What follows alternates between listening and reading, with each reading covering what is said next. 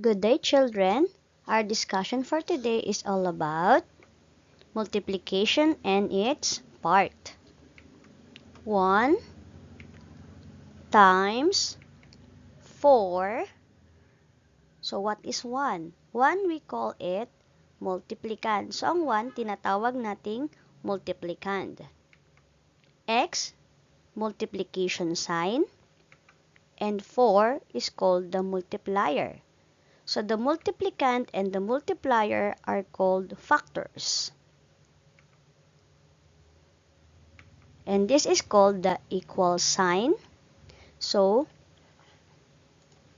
1 times 4 equals 4. So, 4 is called the product. Again, 1 is called the multiplicand and 4 is the multiplier. So, the multiplicand and the multiplier are called factors. Multiplicand. What is multiplicand? Multiplicand is a quantity which is to be multiplied by another. Multiplier. It indicates how many times you're going to multiply the multiplicand. And product, it is the result or the answer. 1 times 0 equals, take note, any number that is multiplied by 0, the answer is always 0. So, 1 times 0 equals 0. 1 times 1 equals, note, in every fingers, you're going to count by 1. So, this is your fingers. You're going to count by 1. 1. So, what is the answer? 1 times 1 equals 1. 1 times 2 equals, note again, in every fingers, you're going to count by 1. 1, 2. So, the answer is 2. Next, 1 times 3 equals, note again, in every fingers, you're going to count by 1. So, you're going to use 3 fingers. 3 fingers. 1, 2, 3. So, the answer is 3. 1 times 4 equals, always note, in every fingers you're going to count by 1. How many fingers you're going to use? It's 4. 1, 2, 3, 4. So the answer is 4.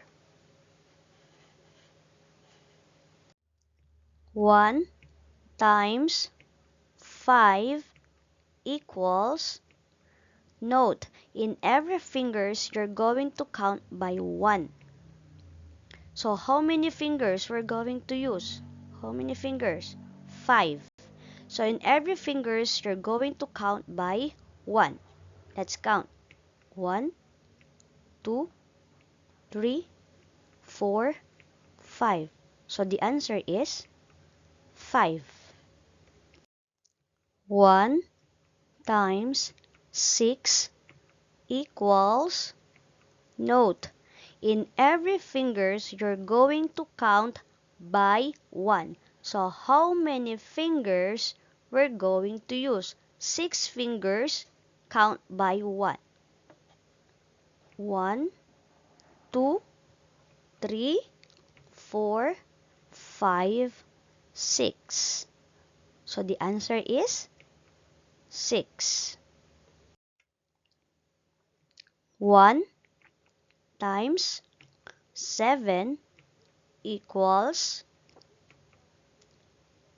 note, again, always remember, in every fingers you're going to count by 1. So how many fingers we're going to use? 7. 1, 2, 3, 4, 5, 6, 7. The answer is 7. Very good. 1 times 8 equals,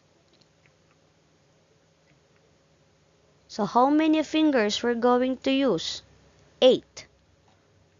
1, 2, 3, 4, 5, 6, 7, 8. The answer is 8. 1 times 9 equals, so how many fingers we're going to use? How many fingers? 9. In 9 fingers, we're going to count by 1. 1, 2, 3, 4, 5, 6, 7, 8, 9. So the answer is 9. 1 times 10 equals, so how many fingers we're going to use and count by 1? 10 fingers. 1, 2, 3, 4, 5, 6, 7, 8, 9, 10. So the answer is 10. Very good. Activity 1 times 0. What's the answer? Always remember, any number that is multiplied by 0, the answer is, yes, 0. 1 times 1. So what is the answer? You're going to count your fingers by 1. How many fingers you're going to use? 1. So 1 times 1 is 1. 1 times 2. How many fingers you're going to use? It's 2, right? In that 2 fingers, you're going to count by 1. So what is the answer? 2. 1 times 3. So how many fingers you're going to use? How many fingers? You're going to use 3 and count by 1. So what's the answer? 3. 1 times 4. So 4 fingers, count by 1. The answer is 4. 1 times 5. What's the answer? 5. 1 times 6. 6 fingers, count by 1. What's the answer? 6. 1 times 7. So 7 fingers, count by 1. The answer is 7. 1 times 8. 8 fingers, count by 1. The answer is 8. 1 times 9. You're going to use your 9 fingers, count by 1. The answer is 9. 1 times 10. 10 fingers, count by 1. The answer is 10. Very good. Evaluation. So what is the lesson we have discussed? First, yes, it's the parts of multiplication. So what are the parts of multiplication again? We have the multiplicand and the multiplier and the product. And also, the multiplication divisible by 1, which means you're going to count 1 in every fingers.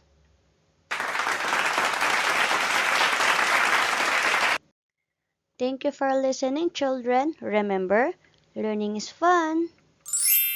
If you're still new to my channel, please click the subscribe button together with the bell button to be updated for new knowledge and ideas.